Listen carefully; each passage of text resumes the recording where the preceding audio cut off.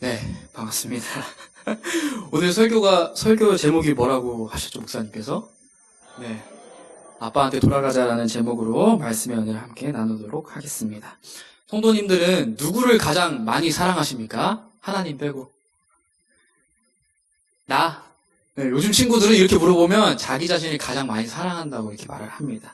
그런데 대부분의 이 질문을 받으신 어르신 성도님들이나 또 나라고 대답하지 않은 우리 중고등부 친구들 혹은 유초등부 친구들은 가족이라고 말을 할 것입니다. 그만큼 우리가 살아가는 데 있어서 가족이 얼마나 소중한 존재인지 모르겠습니다. 그런데 이 가족 중에서도 보통 이제 우리 유초등부 친구들한테 물어보면 하은아, 하진이가 좋아? 아니면 엄마가 좋아? 아니 너 말고 보통 이제 엄마 혹은 아빠라고 대답을 할 것입니다. 그리고 이제 어르신분들은 자녀가 있으신 분들은 나의 아들, 나의 딸 혹은 손자, 손녀라고 대답을 하실 것입니다. 이렇게 소중한 가족을 하나님께서는 우리에게 선물로 주셨죠. 그런데 이 하나님께서 가족을 선물로 주신 그 다음에 이 가족이라는 것들을 통해서 하나님이 우리를 얼마나 많이 사랑하시는지 표현해 주십니다. 하나님의 사랑이 너무너무 크고 너무너무 우리가 헤아릴 수 없어서 하나님은 가족이란 것을 통해서 하나님의 사랑을 우리에게 알게 하시는 것입니다. 오늘 함께 읽은 말씀, 누가복음 15장 말씀은 예수님께서 하신 말씀입니다. 저희가 잘 알고 있는 탕자의 비유이죠. 그런데 이 말씀이 어떠한 배경에서 나왔냐 하면은 예수님 당시에 가장 무시받고 가장 소외된 사람들이 있었습니다. 세리와 죄인들이라고 표현되는 그렇게 무시받고 소외되던 사람들이 예수님의 말씀을 한번 듣고자 예수님께 가까이 나아갔습니다. 그런데 그때에 그 당시에 힘 있는 사람들이 그 모습을 보고 뒤에서 수군거리기 시작합니다. 누구를 향해서 수군거렸을까요? 너 말고 예수님을 향해서 수군거렸습니다. 뭐라고 수군거렸냐면 이렇게 수군거렸는데 저 사람이 지금 죄인들하고 같이 친하게 지내면서 밥도 먹고 교제도 하려고 하는 거지? 라고 수군거리기 시작했습니다. 그런데 이 사실을 아셨던 예수님께서는 그때 이 이야기를 들려주시기 시작하는데 저희가 잘 알고 있지만 차근차근 함께 이 탕자의 비유에 대해서 살펴보도록 하겠습니다. 한 사람이 있었습니다. 이 사람에게는 아들이 몇 명 있었을까요? 아니요. 2명 있었습니다. 2명. 중고등부 친구들 처음 들어보나요? 네, 처음 들어보는 것 같아요. 네, 설교를 하다 보면은 중고등부 친구들이 처음 들어보는 게 참 많습니다. 그런데 이 사람에게는 아들이 2명 있었습니다. 그런데 이 2명의 아들은 아버지가 어떠한 분이신지 잘 아는 아들들이었을까요? 모르는 아들들이었을까요? 잘 모르는 아들들이었습니다. 첫째 아들도 둘째 아들도 아버지가 어떠한 분이신지 자신들을 얼마나 많이 사랑하는지 자신들을 어떻게 생각하고 있는지 잘 몰랐습니다.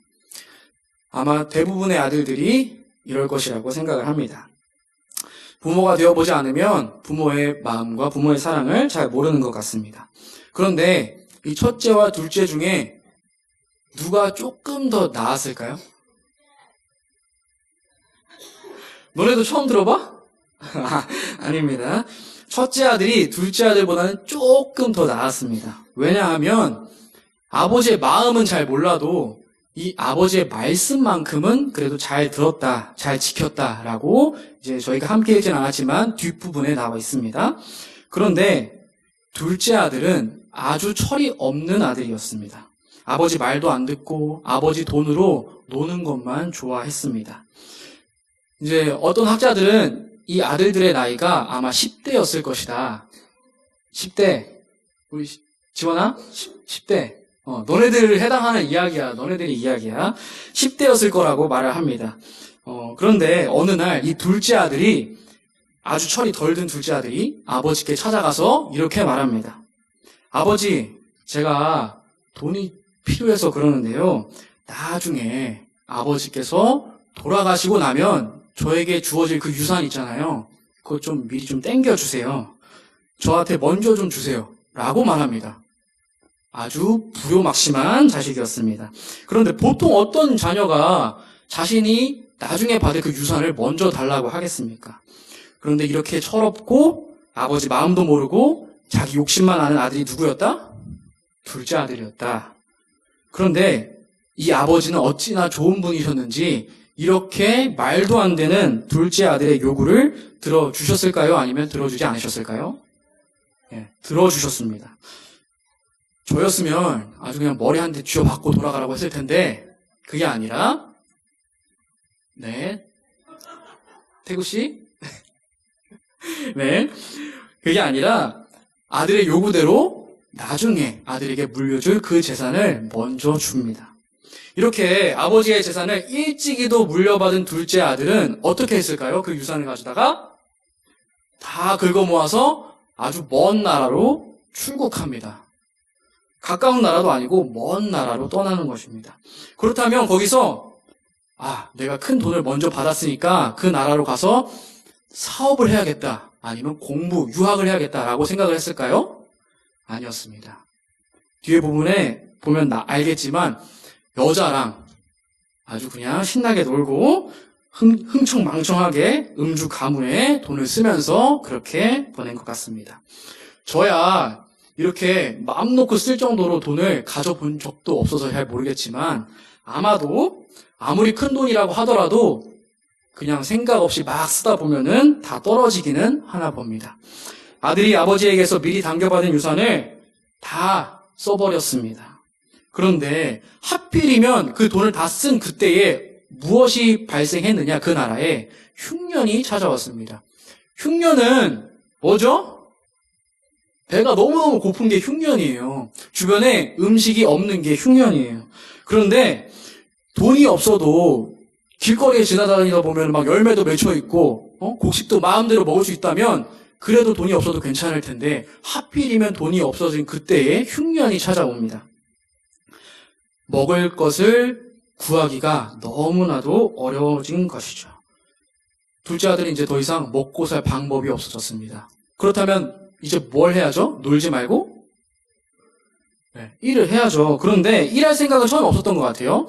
일단 어떤 사람의 집에 이제 붙어 먹으려고 했습니다. 그래서 누군가의 집에 얹혀 살기로 했는데 흉년에 누가 그냥 어떤 사람을 잘 알지도 못하는 사람을 공짜로 먹여주고 재워주고 하겠습니까? 그래서 이 집 주인이 뭘 했냐? 그 둘째 아들을 들로 내보내면서 무슨 동물을 치게 했죠? 네, 돼지를 치게 합니다. 돼지를 치게 하는데 하필 돼지였습니다. 이 당시 이스라엘 사람들은 돼지를 좋아했을까요? 싫어했을까요? 아주 싫어했어요. 부정한 동물, 더러운 동물이다 라고 해서 먹지도 않고 가까이 가지도 않고 키우지도 않고 만지지도 않는 그런 동물이었습니다. 그런데 하필 이 둘째 아들이 치게 된 동물이 돼지였습니다. 그런데 어떡해요? 지금 당장 굶어 죽게 생겼는데 내가 치는 게 뭐 돼지면 뭐고 양이면 뭐고 일단 치기 시작합니다. 일을 하는 거죠. 아르바이트를 하는 겁니다. 그런데 보통 일을 하면은 뭘 받아야 됩니까? 돈을 받아야죠. 그럼 이 둘째 아들은 먹고 살려고, 그러니까 무엇이라도 얻어먹으려고 이 일을 한 건데 이 주인은 나 몰라라 하면서 돼지가 먹을 쥐엄 열매조차도 주지 않았습니다. 아니, 이 둘째 아들은 흉년이 들어서 먹고 살려고 일을 했더니 이 돼지 먹을 내가 진짜 평생 살아오면서 이 동물은 더러운 동물이야 라고 하면서 가까이 가지도 않았던 그 돼지가 먹을 밥조차 주는 사람이 없었던 것입니다. 그제서야 둘째 아들의 머릿속에는 누가 스쳐 지나갔을까요? 아버지가 스쳐 지나갔습니다. 저였다면은 흉년이 처음 딱 들었을 그때, 돈이 딱 떨어졌을 그때부터 바로 아버지에게 달려가서 아들 노릇 잘 하면서 다시 그렇게 얻어먹었을 텐데 이 둘째 아들은 돈이 떨어졌을 때, 먹을 게 없었을 때 그때 아버지를 찾아간 게 아니라 돼지 밥조차 줄 사람이 곁에서 아무도 없을 때 그제서야 아버지가 떠오르기 시작합니다. 돈 없고 사람 없으니 아버지를 찾기 시작한 것입니다. 그래서 아들은 스스로 이런 생각을 하기 시작합니다. 스스로 생각이란 걸 하기 시작해요. 유초등부 친구들 뭘 하기 시작했다고? 주영아, 뭘 하기 시작했다고? 생각을 하기 시작했어요. 생각이란 걸 하기 시작했는데 이게 너무너무 중요합니다. 어떤 생각을 하기 시작했냐? 이런 생각입니다. 내가 옛날에 아버지 집에 있었을 때 우리 아버지 집에서 일하던 그 일꾼들도 일을 하더라도 밥은 먹으면서 했는데, 배불리 먹으면서 했는데 나는 돼지밥조차 얻어먹지 못해서 지금 굶어 죽게 생겼구나. 이제라도 아버지에게 찾아가서 용서를 구해야겠다. 아들도 과분하니까 일꾼으로라도 받아달라고 해야겠다라고 스스로 생각하기 시작합니다. 여러분들, 자신이 어떤 상황에 놓여 있든 간에 이렇게 스스로 생각하는 것은 너무나도 중요합니다. 왜냐하면 엉망이 되어버린 이 삶에서 벗어나기 위한 첫 단계가 바로 이렇게 생각하는 것이기 때문입니다. 잘못된 방향으로 나아가던 그 걸음을 멈춰 서서 내가 지금 어디 있는 건지 생각하는 것. 여기가 아니었어. 그렇다면 나는 어디로 가야 하지? 생각하는 것. 이 사람들이 아니었어. 그럼 나는 누구에게로 가야 하지? 생각하는 것. 이렇게 사는 게 아니었어. 그러면 나는 어떻게 살아야지? 스스로 생각하는 것. 이것이 너무너무 중요합니다. 그런데 이렇게 스스로 생각하더라도 답을 찾지 못한다면 아무 의미가 없겠죠. 그런데 다행히도 이 둘째 아들은 답을 찾았을까요? 못 찾았을까요? 찾았습니다. 어디로 가야 할지, 누구에게 가야 할지, 가서 뭘 해야 할지 알았습니다. 그는 집으로, 아버지에게로 그렇게 가서 용서를 구해야겠다라고 마음을 먹었습니다. 그리고 오늘 말씀을 보니 그 결심에서 멈추지 않고 어떻게 했습니까? 일어나서 아버지에게로 갑니다. 행동한 것이죠. 아무것도 가지지 않은 이 둘째 아들이 고향집으로 돌아가는 게 쉬운 일이었을까요? 아니면 어려운 일이었을까요? 어려운 일이었죠. 돈을 많이 갖고 다른 나라로 가는 건 어렵지 않은 일이었을 것입니다. 그런데 이제 가진 돈 한 푼 없이 어떻게 먼 나라에서, 성경을 보니까 가까운 나라라도 아니고 먼 나라라고 말하고 있어요. 먼 나라에서 집으로 돌아가는 건 너무너무 어려운 길이었을 것입니다. 하지만 여러분들, 너무 멀리 왔다고 생각되던 그때에 이 둘째 아들은 돌아갑니다. 그렇게 터벅터벅 돌아가는 길, 집까지 가려면 아직도 꽤 멀리 남았는데 저 멀리서 누가 뛰어오기 시작하나요? 지훈아, 누구? 아버지가 멀리서부터 뛰어오시기 시작합니다. 멀리서부터 둘째 아들을 발견한 아버지였습니다. 멀리서부터 아들을 발견했다는 것은 매일매일 아들이 길을 떠났던 그곳을 바라보면서 아들이 언제 돌아오나 기다려야지만 가능한 일입니다. 아들 생각도 않고 있다가 멀리서 오는 아들을 발견할 수 있었을까요? 아니었습니다. 아들이 돌아오기를 맨날 기다렸던 것입니다. 그런데 그렇게 기다리던 어느 날 아들이 저 멀리서부터 오는 것을 아버지가 발견했습니다. 그리고는 어떻게 했죠? 걸어갔습니까? 달려갔습니다. 뛰어갔습니다. 그리고 목을 안고 입을 맞추면서 아들을 반겨줬습니다. 여러분들, 이 당시에 이 아버지는 한 마을에서 꽤나 높은 위치에 있던 사람입니다. 그런데 그 사람이 뛰어갔다, 달려갔다라고 하는 것은 그 당시의 관습, 그 당시의 전통으로 보면은 정말 저 사람 품위도 없이 왜 저래? 라고 할 만한 것입니다. 그런데 이 아버지는 아들을 발견하고 나서는 뛰어갔습니다. 아버지의 체면을 버린 것입니다. 죽었다고 생각했던 아들, 잃어버렸다고 생각했던 아들, 그 아들이 보이는데 나의 체면이 다 무슨 소용이겠느냐 하면서 다 내팽겨치고 아들을 향해서 뛰어간 것입니다. 이 아버지는 이런 분이셨습니다. 아들을 위해서라면 자신의 모든 것, 자신의 명예, 자신의 위치 다 뒤로 하고 아들을 향해서 달려가는 분, 그분이 바로 둘째 아들과 첫째 아들은 잘 몰랐던 아버지의 모습이었습니다. 둘째 아들은 그런 것도 모르고 아버지 품을 떠나서 먼 나라에 가서 고생을 하다가 아버지 마음을 아프게 하다가 이제야 돌아온 것입니다. 그제서야 이렇게 환영을 받은 다음에서야 아들은 아버지께 가서 뭘 구합니까? 용서를 구합니다. 우리 민주가 대답해 줬어요. 민주가 설교를 너무너무 잘 듣습니다. 자신의 죄를 아버지 앞에서 뉘우치기 시작했습니다. 그런데 여기서 우리가 한 가지 반드시 기억해야 할 것이 무엇이냐? 아버지의 환영이 빨랐습니까? 아들의 회개가 빨랐습니까? 아들의 회개? 아니죠. 아버지의 환영이 훨씬 빨랐습니다. 그 은혜가 먼저 있었다는 것입니다. 아버지의 환영, 아버지의 환대, 아버지의 은혜가 아들의 회개보다 더 빨리 있었습니다. 그 은혜 속에서 아들은 용서를 구하며 자신을 아들로 받아달라고 합니까? 일꾼으로 받아달라고 합니까? 일꾼으로 받아달라고 합니다. 그런데 일꾼으로 받아달라고 하는 이 아들의 요구가 아버지의 입장에서는 말이 안 되는 거죠. 어떻게 내 아들을 일꾼으로, 종으로 받아들일 수 있겠습니까?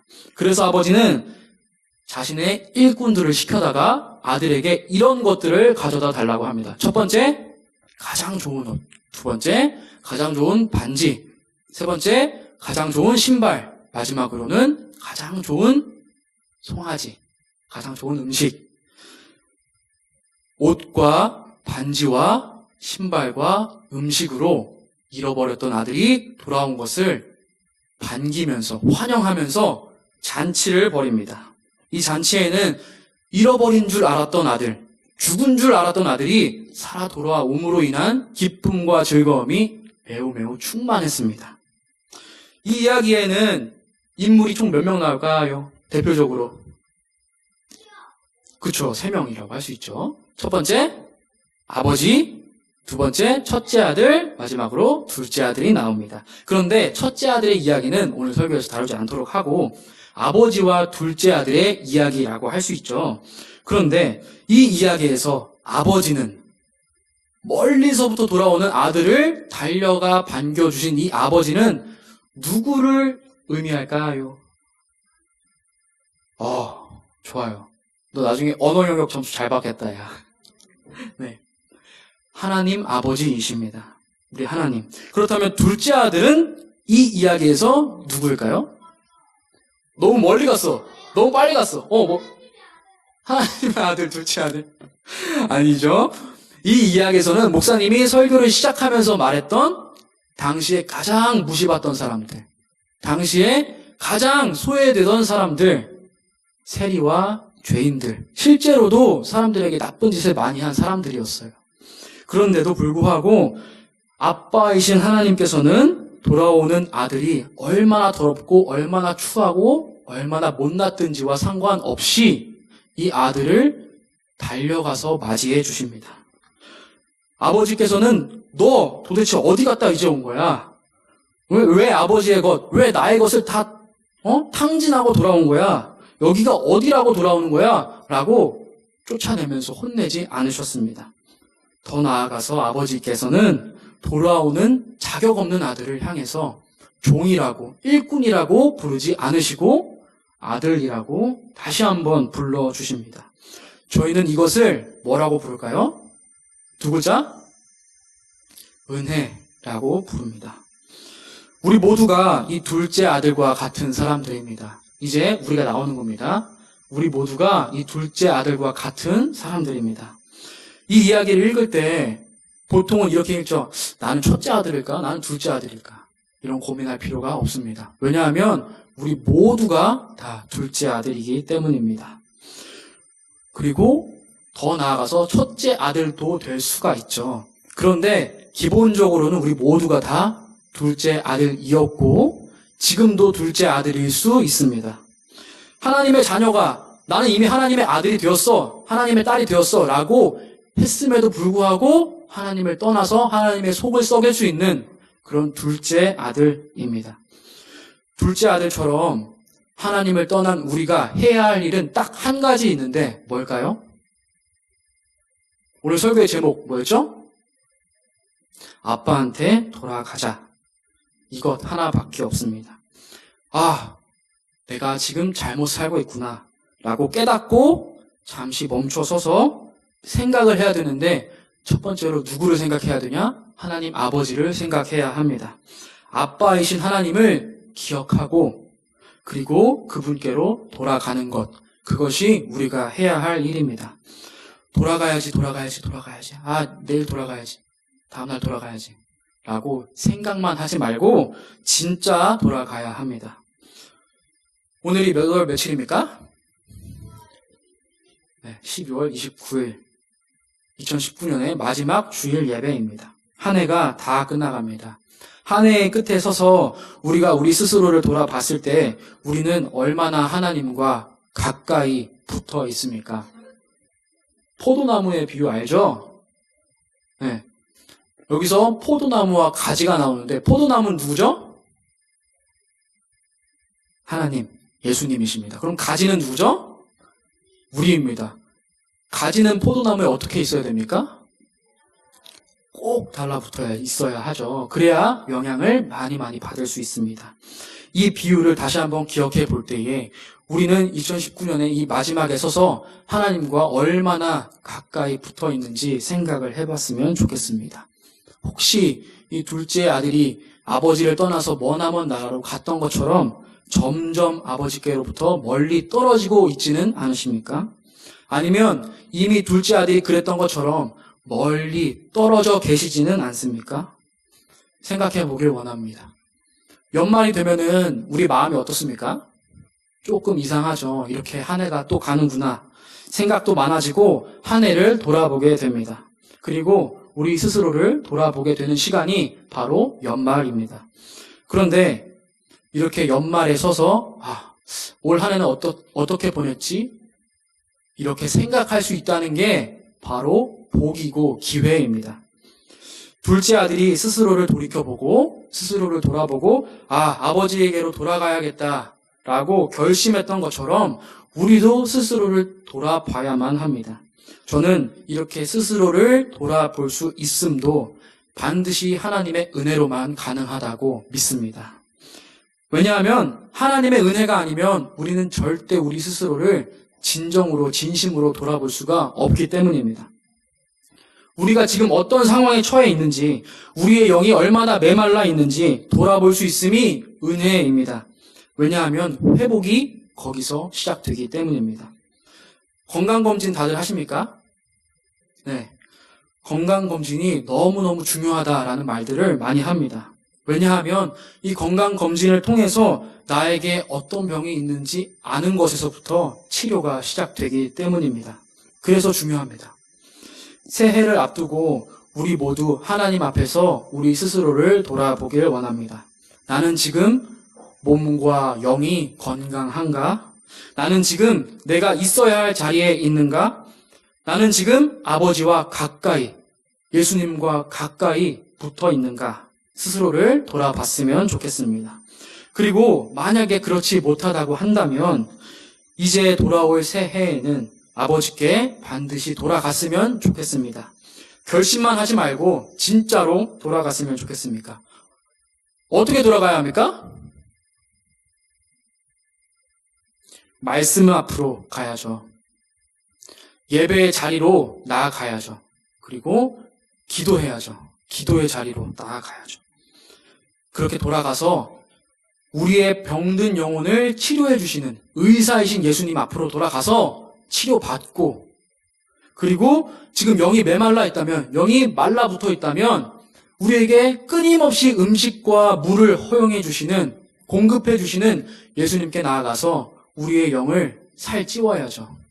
그렇게 아버지께 모두 돌아가서 공급해 주시는 하나님의 은혜를 우리가 다 누렸으면 좋겠습니다. 이 연말 우리 스스로를 돌아보게 하시고 또 돌아갔을 때 환영해 주시고 맞이해 주시는 하나님의 은혜가 모든 성도님들께 있기를 주님의 이름으로 소원합니다. 기도하겠습니다.